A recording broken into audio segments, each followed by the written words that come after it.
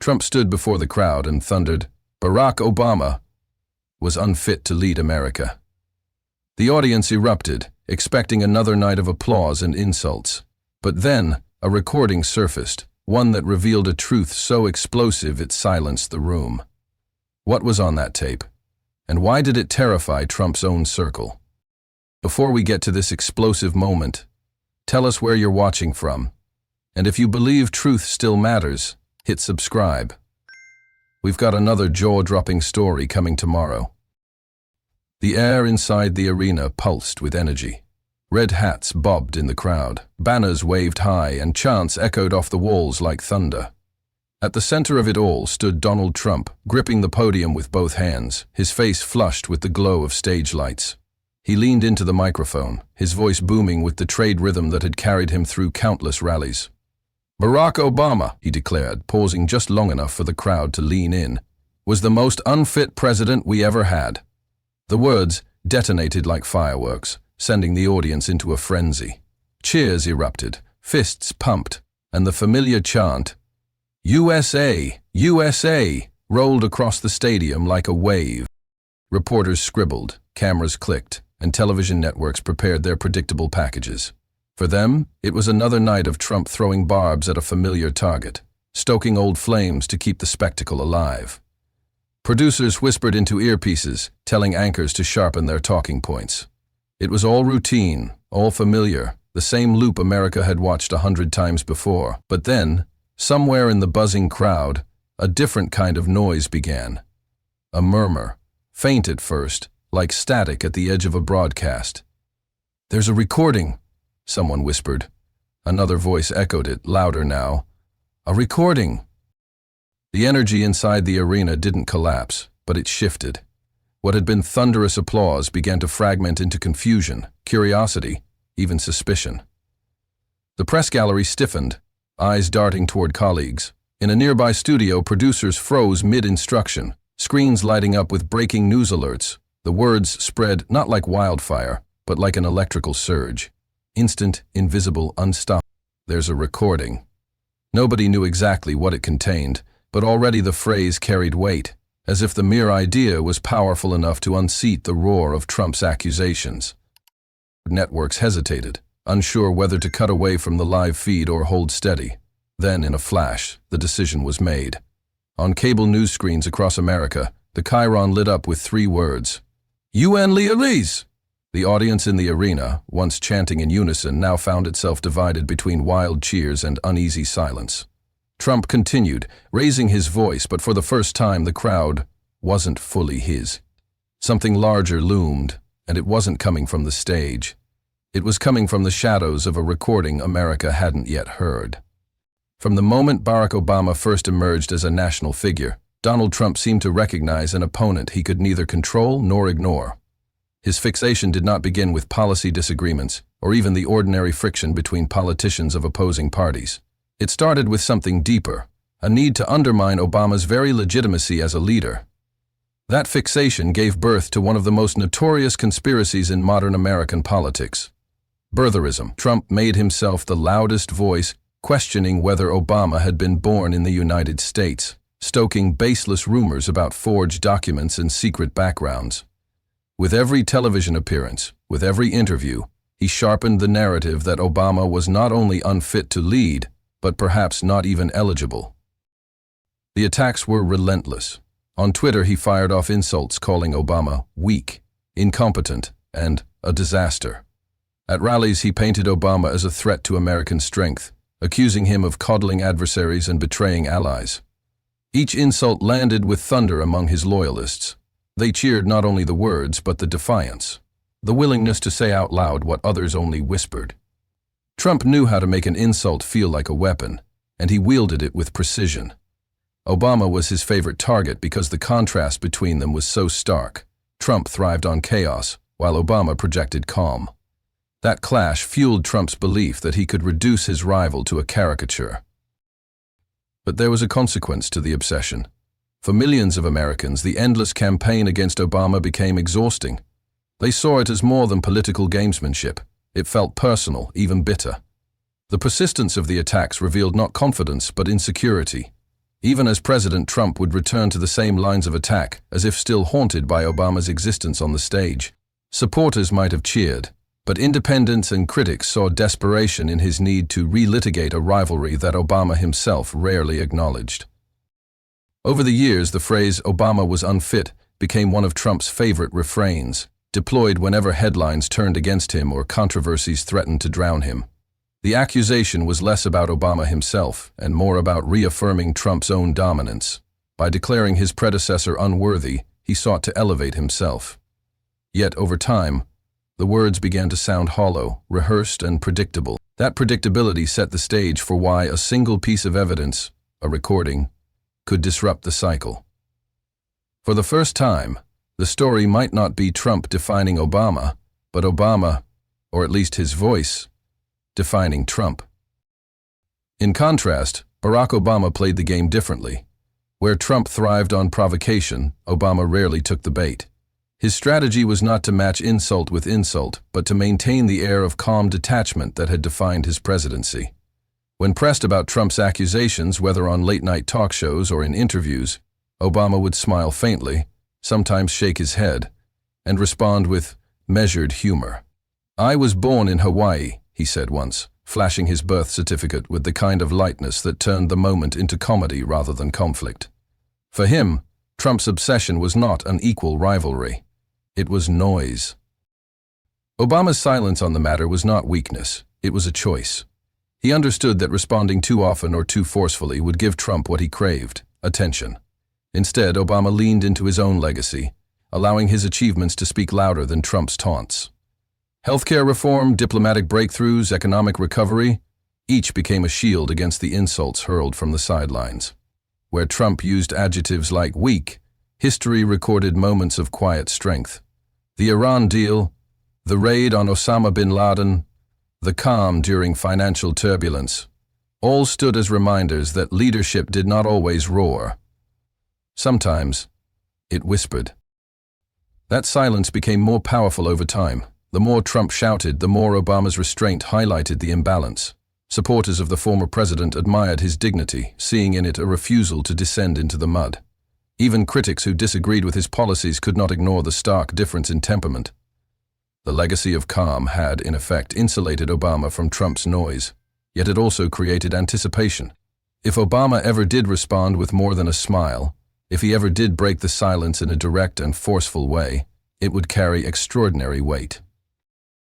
That anticipation gave the whispers about a recording halo. For years, America had grown used to Obama's restraint and Trump's noise. The dynamic was predictable, like a script played too many times. But now, in the charged air of Trump's rally, the promise of an unreleased audio clip turned that script upside down.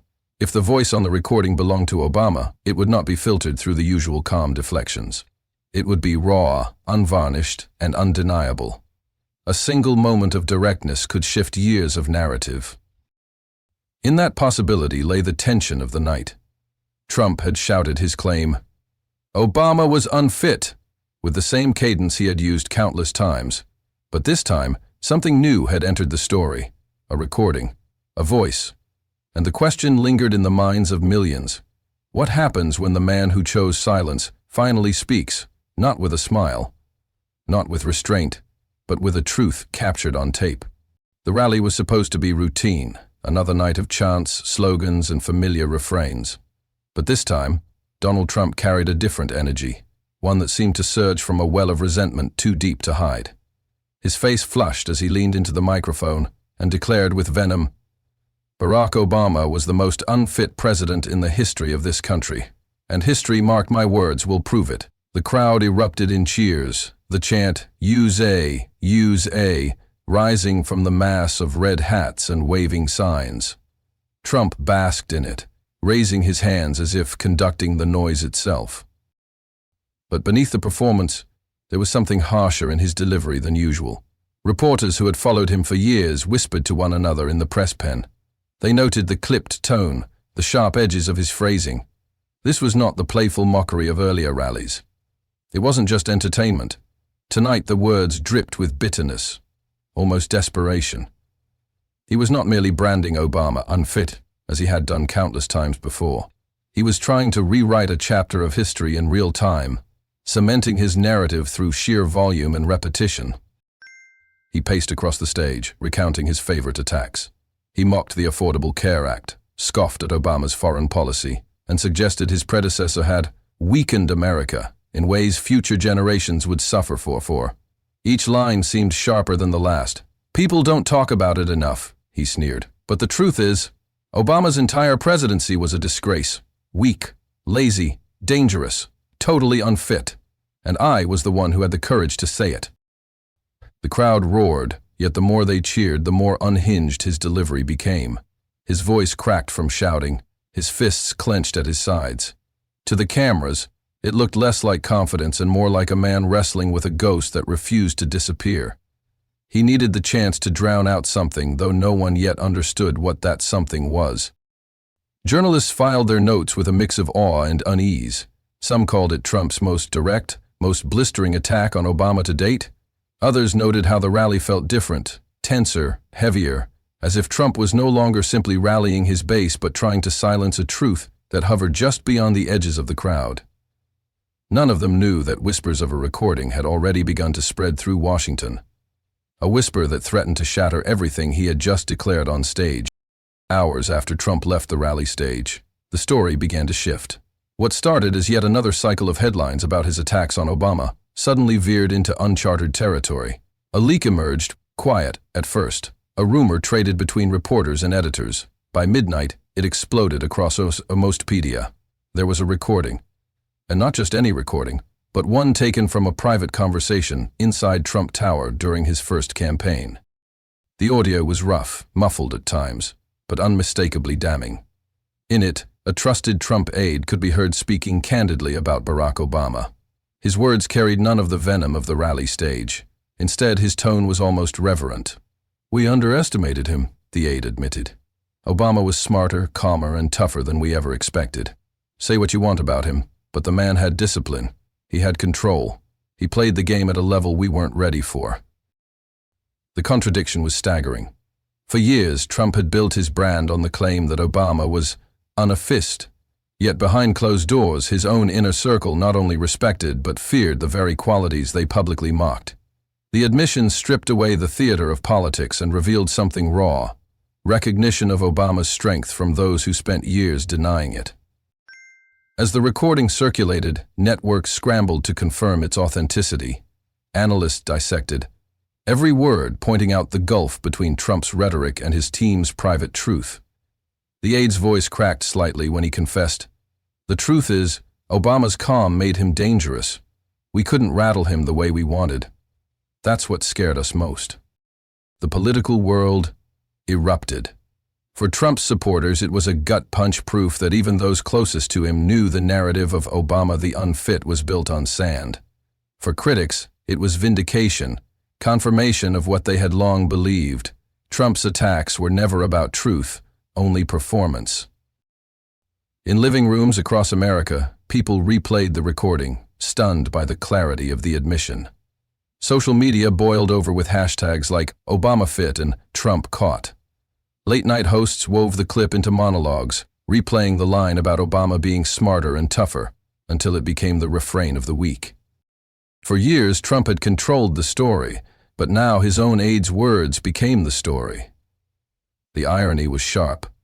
The man branded unfit was revealed, in private, to be the standard their rivals feared they could not surpass.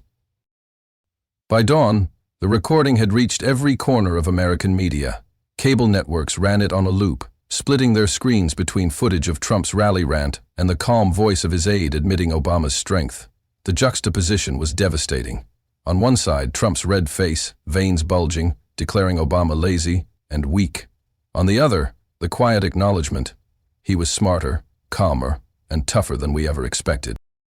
Headlines screamed across the country. Trump teamed secretly, Amired Obama. Public lies. The contrast was too rich for editors to resist. Newspapers ran the transcript in bold, with commentators lining up to call it the most damaging leak of Trump's post-presidency era. The confrontation had shifted. It was no longer Trump versus Obama. It was Trump versus his own truth. The media frenzy consumed every platform. Pundits debated what the revelation meant. Some said it proved what many suspected, that Trump's attacks were calculated theater, designed to rile his base but never grounded in reality. Others argued it revealed something deeper, that Trump's greatest fear was not Obama's supposed weakness, but his undeniable strength. Either way, the narrative of Unfit had cracked, and no amount of shouting seemed capable of sealing it again. The White House press corps hounded Trump for comment. He dismissed the recording as fake news, claiming it was taken out of context. But the denial rang hollow. The voice on the tape was too familiar, the details too precise. Every attempt to spin the story only amplified it. Social media exploded with memes, videos, and biting commentary. Clips of the recording were layered over images of Obama walking calmly, delivering speeches with his trademark poise. The contrast went viral, reaching millions in hours. Young voters who had grown up under both presidencies seized the clip as proof of the divide between the two men. It became more than politics. It became a cultural moment. For Trump, the firestorm was suffocating. Reporters described him as visibly rattled, lashing out at aides, demanding loyalty oaths, and raging about leaks. For Obama, it was silence again, measured, deliberate silence. He didn't need to respond. The recording did the work for him. And so the confrontation solidified, not as a duel of words between two men, but as a clash between performance and reality. Trump's endless declarations that Obama was unfit now rang like echoes in an empty hall. The truth, captured on tape, played louder. The world was listening. For days, the country waited. While Trump raged at rallies and on social media, Barack Obama remained silent. His absence from the conversation only fueled speculation. Was he ignoring the storm? Was he preparing something deliberate? The anticipation built like pressure in a sealed room. Finally, on a quiet Friday morning, Obama's office released a statement. No press conference, no theatrics, just words, measured, precise, and unmistakably his. Leadership isn't about insults, the statement read. It's about results. It's about staying calm when times are turbulent, steady when the world is uncertain, and honest even when it's inconvenient. The presidency isn't a reality show. It's a responsibility to the American people. The contrast could not have been sharper. Where Trump had shouted, Obama spoke with restraint. Where Trump labeled and demeaned, Obama defined and uplifted. His words carried the tone of someone who didn't need to shout because the truth carried its own weight. Reporters immediately picked up on the power of the phrasing. Leadership isn't about insults, it's about results. Became a headline in itself, splashed across newspapers and scrolling on television banners. But it wasn't just the words. It was the timing. By waiting until the tape had saturated the public consciousness, Obama's response didn't have to fight for oxygen. Instead, it crowned the moment. He didn't mention Trump's name once, but he didn't need to. Every American who read the statement understood exactly what he was addressing. Cable news anchors marveled at the contrast in style. This is Obama at his most effective, one commentator noted. He doesn't wade into the mud. He rises above it, and in doing so, he makes the anger and chaos of Trump look small. The dignified silence followed by this carefully crafted response reminded Americans of what presidential composure once looked like. Within hours, clips of Obama's past speeches resurfaced online. Young voters who were teenagers during his presidency rediscovered his calm cadence, contrasting it with the fury of Trump's rallies. Side-by-side videos spread across social platforms, Trump yelling "unfit" with veins bulging, then Obama steady and deliberate, reminding the country that the job was about service, not spectacle. Obama's words also landed emotionally with communities that had felt exhausted by years of political shouting. For them, the return of calm dignity was not just nostalgic, it was healing. Ministers quoted the statement in Sunday sermons.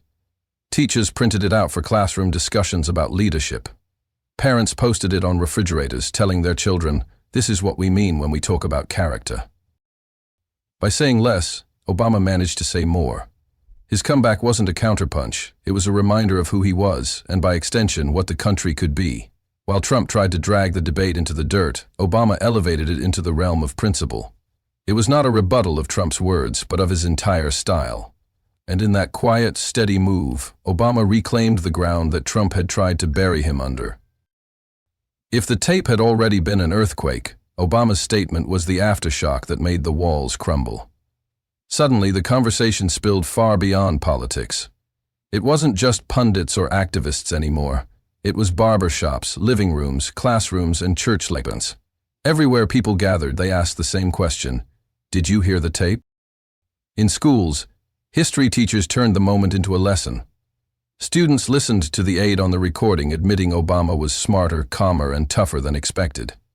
Then they read Obama's statement about leadership. The discussion wasn't about party lines, but about what truth and integrity meant.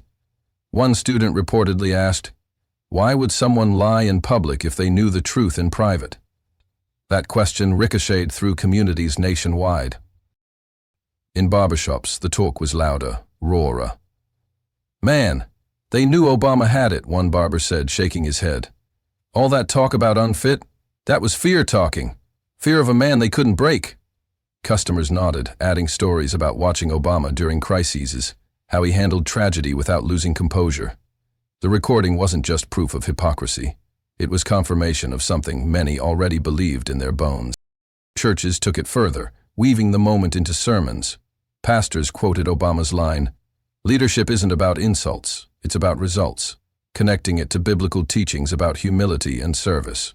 Congregations nodded, murmuring amen as the pastor reminded them that strength was not in loudness, but in steadfastness.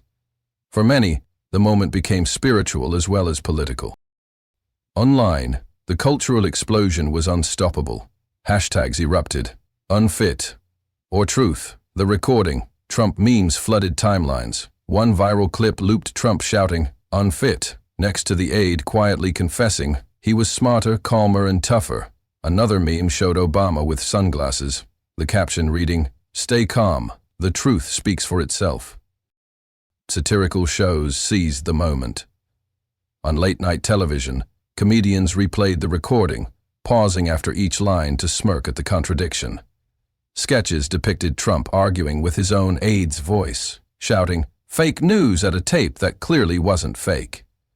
The humor cut deep, reinforcing the absurdity of the situation.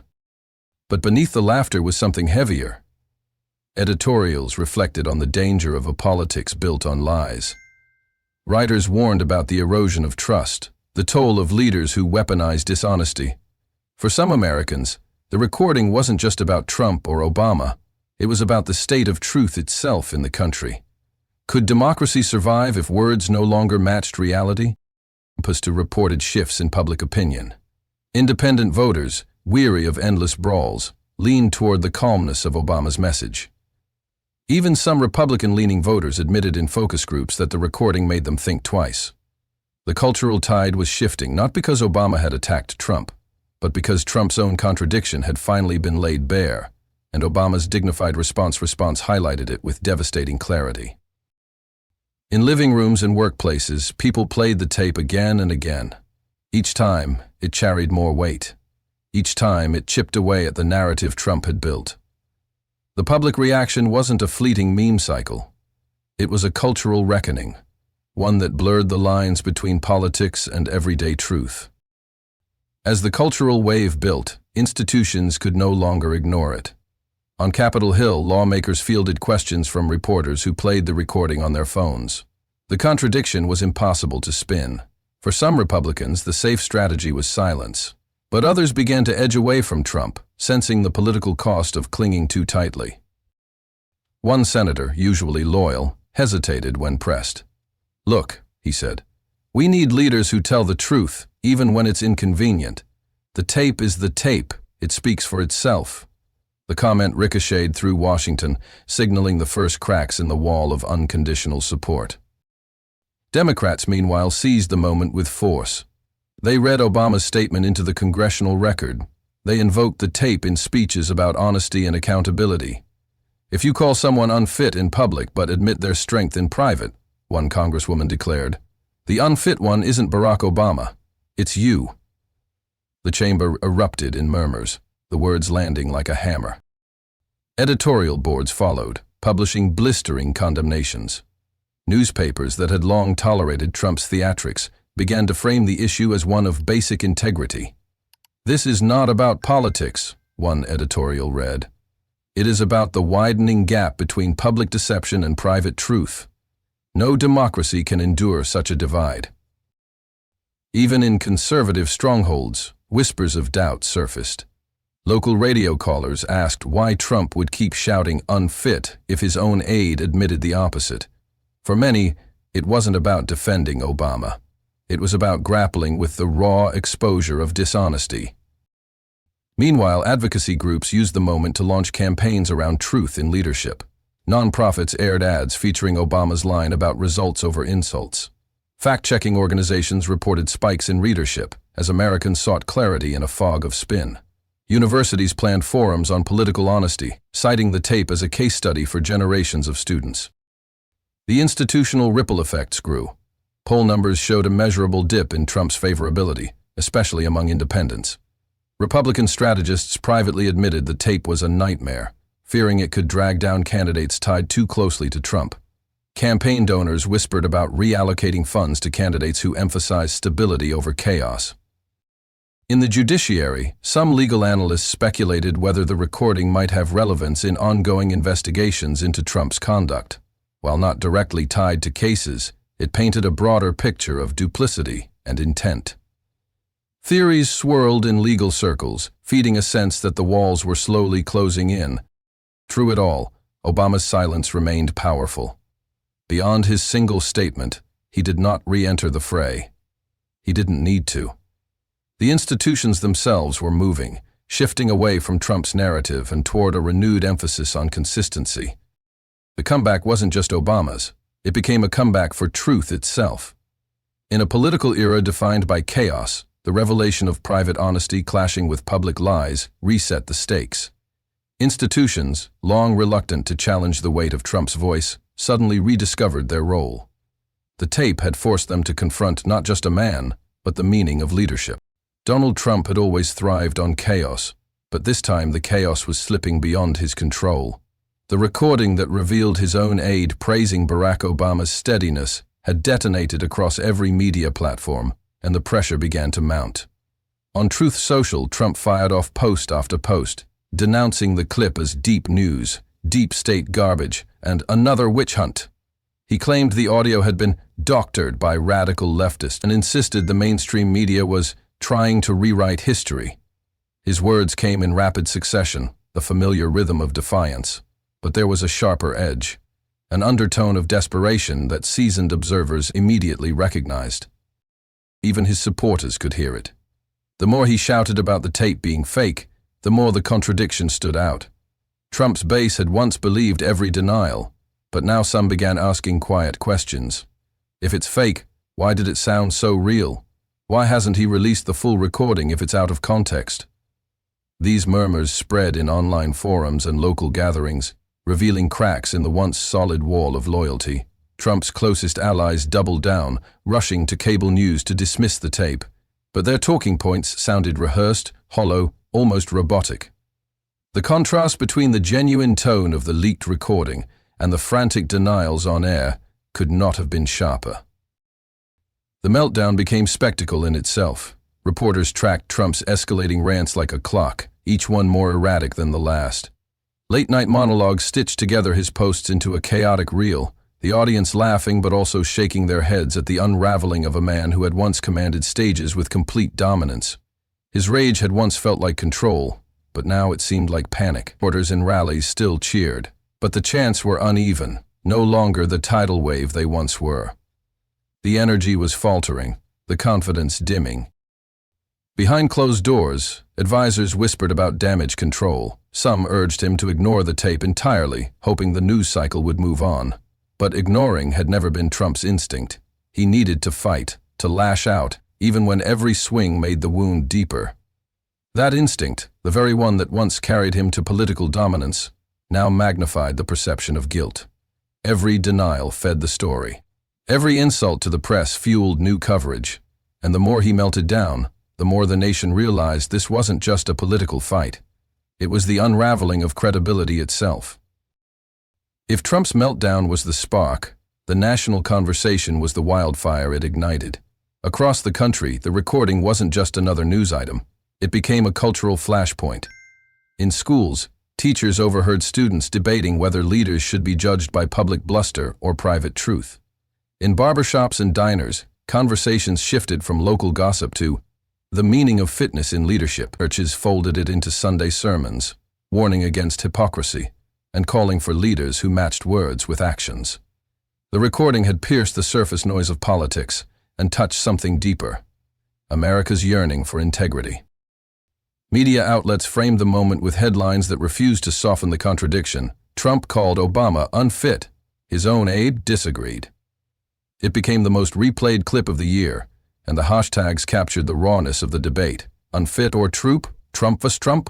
On TikTok, short videos paired Trump's rally insults with the calm, admiring voice from the tape, creating a devastating contrast in 15 seconds. Memes mocked the meltdown, but beneath the humor ran a deeper current. Americans weren't just laughing, they were asking hard questions about what it meant when leaders lied so casually, and when truth was treated as disposable. Scholars weighed in, not just on politics but on history. Historians noted that presidents had long used rhetoric against opponents, but rarely had the private record so directly contradicted the public stage. Commentators pointed out that the clash between Trump's insults and his aide's private respect exposed a crisis of honesty at the heart of American politics. Editorials called it a test of whether Americans value theater over truth. College panels hosted debates under titles like Fitness, Leadership, and the Power of Contradiction. What began as a political feud was morphing into a national reckoning. Even voters who had long tuned out politics found themselves talking. A construction worker in Pennsylvania told a reporter, "Look, I'm no Obama fan, but if Trump's own people said the guy was tougher than expected, then maybe this whole unfit talk is just spin." In suburban kitchens, parents explained to their kids why the clip mattered, why truth in leadership wasn't just about policy, but about trust.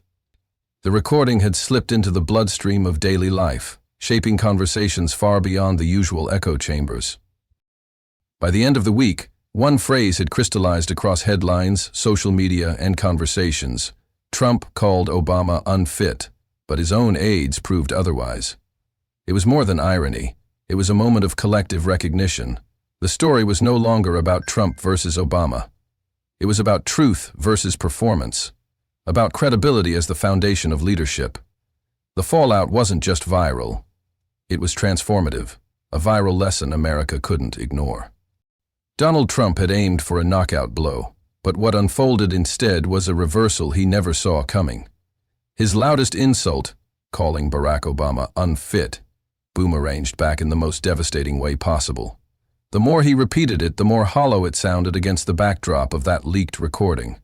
His words, meant to define Obama's legacy, ended up spotlighting his own contradictions. What was designed to humiliate his opponent became, ironically, the moment that chipped away at his own image of dominance. The emotional arc of this clash is what struck the nation hardest. Trump's fury, raw and unrelenting, stood in stark contrast to Obama's silence. Where one man roared, the other simply waited. Where one fought for attention, the other allowed truth to do the work. Obama's restraint turned into vindication without him lifting a finger. He didn't need a stage, a rally, or a microphone to respond. The recording itself became his defense, and America could see for itself who truly embodied steadiness and fitness for leadership. In that quiet, the truth rang louder than any chant or slogan. The recording revealed what Trump's own people had admitted when they thought no one was listening: that Barack Obama was smarter, calmer, and tougher than they ever expected. These weren't the words of Democrats or historians.